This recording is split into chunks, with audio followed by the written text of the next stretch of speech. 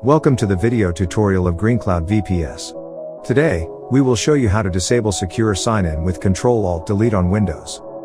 By default, Windows Server prompts users to press the Ctrl Alt Delete key combination as an added security measure before accessing the login screen.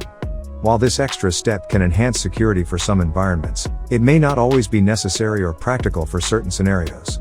Disabling the Ctrl Alt Delete secure sign-in feature can streamline the login process, especially in situations where you have implemented alternative authentication methods or when convenience is prioritized.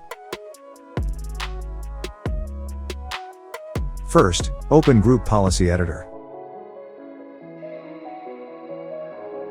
Go to the following path.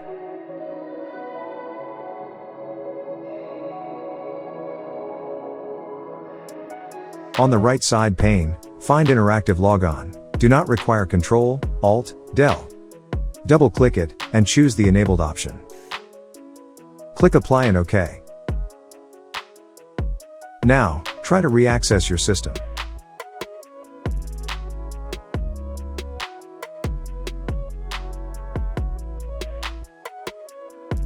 First, open the Run box. Type the following command and press Enter. Go to the Advanced tab.